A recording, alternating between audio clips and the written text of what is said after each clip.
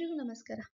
ಇವತ್ತಿನ current affairs questions ಯಾವ್ಯಾವು, ಅದರ ಆನ್ಸರ್ಸ್, ಅದ್ರ ಜೊತೆಗೆ ಅದ್ರ ಬಗ್ಗೆ ಸ್ವಲ್ಪ ಇನ್ಫಾರ್ಮೇಶನ್ ನೋಡೋಣ. ಅದಕ್ಕೂ ಮುಂಚೆ ಯಾರೆಲ್ಲ ನನ್ನ ಚಾನಲ್ನ ಸಬ್ಸ್ಕ್ರೈಬ್ ಮಾಡಿಲ್ಲ, ಈಗಲೇ ಸಬ್ಸ್ಕ್ರೈಬ್ ಮಾಡಿ. ಇದೇ ರೀತಿ ನಿಮಗೆ ಕರೆಂಟ್ ಅಫೇರ್ಸ್ ಮತ್ತೆ ಇನ್ಫಾರ್ಮೇಟಿವ್ ವಿಡಿಯೋಸ್ಗಳನ್ನ ನಾನು ಅಪ್ಲೋಡ್ ಮಾಡ್ತಾ ಇರ್ತೀನಿ.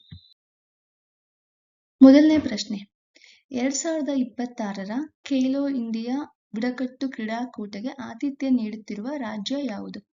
ಉತ್ತರ ಛತ್ತೀಸ್ಗಢ. ಇದರ ಬಗ್ಗೆ ಇನ್ಫಾರ್ಮೇಶನ್ ನೋಡೋಣ. ಈ ಒಂದು ಕ್ರೀಡಾಕೂಟ ಯಾಕೆ ಒಂದು ಇಂಪಾರ್ಟೆಂಟ್ ಅನ್ನೋದನ್ನ. ಸೊ ಈ ಒಂದು ರಾಜ್ಯ ಸರ್ಕಾರ ಏನ್ ಮಾಡಿದೆ, ಈ ಒಂದು ಕ್ರೀಡಾಕೂಟಕ್ಕೆ ಆತಿಥ್ಯ ನೀಡಿದೆ ಈ ಛತ್ತೀಸ್ಗಢ ರಾಜ್ಯ ಸರ್ಕಾರ. ಇದರ ಮುಖ್ಯ ಉದ್ದೇಶ ಏನಪ್ಪಾ ಅಂದ್ರೆ, ದೇಶದಲ್ಲಿ ವಿವಿಧ ಬುಡಕಟ್ಟು ಸಮುದಾಯಗಳಿದಾವೆ. ಆ ಸಮುದಾಯಗಳ ಕ್ರೀಡಾಪಟುಗಳಿಗೆ ತಮ್ಮ ಪ್ರತಿಭೆಯನ್ನು ಪ್ರದರ್ಶಿಸಲು ಒಂದು ವೇದಿಕೆಯನ್ನ ಕಲ್ಪಿಸಿಕೊಡ್ತಾ ಇದೆ. ಜೊತೆಗೆ ಅವರ ಸಾಂಪ್ರದಾಯಿಕ ಮತ್ತು ಆಧುನಿಕ ಕ್ರೀಡೆಗಳಿಗೆ ಪ್ರೋತ್ಸಾಹಿಸೋದು. ಆ ಜೊತೆಗೆ ಅವರು ಬುಡಕಟ್ಟು ಯುವಕರಿದಾರ ಅವರಿಗೆ ಒಂದು ಕ್ರೀಡಾ ಸ್ಫೂರ್ತಿಯನ್ನು ಬೆಳೆಸಿ ಅವರಿಗೆ ಒಂದು ರಾಷ್ಟ್ರೀಯ ಮಟ್ಟದಲ್ಲಿ ಅವಕಾಶಗಳನ್ನ ಕಲ್ಪಿಸುವುದು ಇದರ ಮುಖ್ಯ ಗುರಿ. ನೆಕ್ಸ್ಟ್ ಪ್ರಶ್ನೆ, ಸರ್ಕಾರಿ ಪ್ರಾಥಮಿಕ ಮತ್ತು ಉನ್ನತ ಪ್ರಾಥಮಿಕ ಶಾಲೆಗಳ ಮೂಲ ಸೌಕರ್ಯವನ್ನು ಸುಧಾರಿಸಲು ಆಪರೇಷನ್ ಕಾಯಕಲ್ಪ್ ಯೋಜನೆಯನ್ನು ಆರಂಭಿಸಿದ ರಾಜ್ಯ ಸರ್ಕಾರ ಯಾವುದು? ಉತ್ತರ ಪ್ರದೇಶ.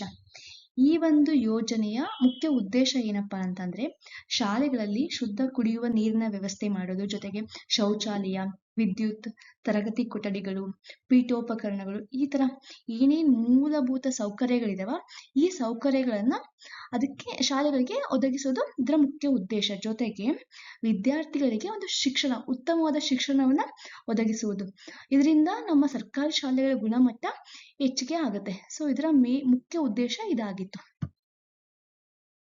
ನೆಕ್ಸ್ಟ್ ಪ್ರಶ್ನೆ, ಯಾವ ಸಂಸ್ಥೆಯನ್ನು ಬ್ರಿಕ್ಸ್ ಕೈಗಾರಿಕಾ ಸಾಮರ್ಥ್ಯಗಳ ಭಾರತ ಕೇಂದ್ರ ಎಂದು ಗೊತ್ತುಪಡಿಸಲಾಗಿದೆ? ಉತ್ತರ ನ್ಯಾಷನಲ್ ಪ್ರೊಡಕ್ಟಿವಿಟಿ ಕೌನ್ಸಿಲ್.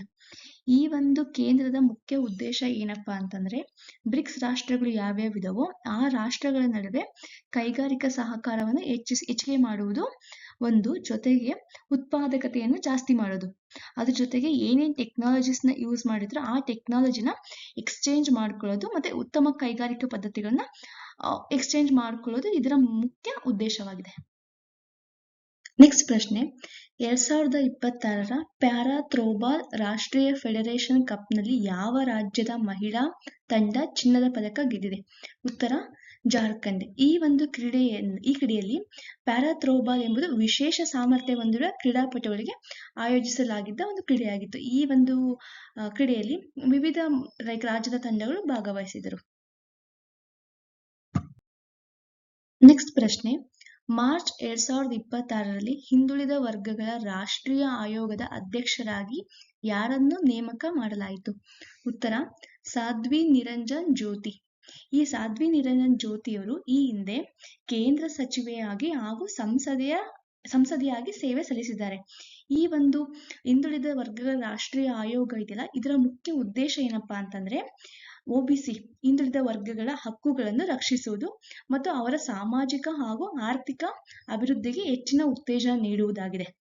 ಈ NCBC ಅಂದ್ರೆ ಏನ್ ಹಿಂದುಳಿದ ವರ್ಗಗಳಿದಾವ ಆ ವರ್ಗಗಳ ಸಮಸ್ಯೆಗಳನ್ನ ಪರಿಶೀಲನೆ ಮಾಡಿ ಸರ್ಕಾರಕ್ಕೆ ಯಾವ್ಯಾವ ಸಲಹೆ ಅಗತ್ಯ ಇದೆ ಆ ಒಂದು ಸಲಹೆಗಳನ್ನ ನೀಡುವುದು. ಜೊತೆಗೆ ಯಾರಾದರೂ OBC ಸಮುದಾಯದ ಹಕ್ಕುಗಳನ್ನು ಉಲ್ಲಂಘಿಸಿದರೆ ಅದರ ಬಗ್ಗೆ ದೂರುಗಳನ್ನು ಪರಿಶೀಲಿಸಿ ಕ್ರಮ ಕೈಗೊಳ್ಳುವುದು ಈ ಒಂದು ಆಯೋಗದ ಮುಖ್ಯ ಉದ್ದೇಶ. ಈ ವಿಡಿಯೋ ನಿಮಗೆ ಇಷ್ಟ ಆಗಿದ್ರೆ ಲೈಕ್ ಮಾಡಿ. ಇದೇ ರೀತಿ GK ಕರೆಂಟ್ ಅಫೇರ್ಸ್ ವಿಡಿಯೋಗಳಿಗಾಗಿ ಸಬ್ಸ್ಕ್ರೈಬ್ ಮಾಡಿ, ಶೇರ್ ಮಾಡಿ. Thank you.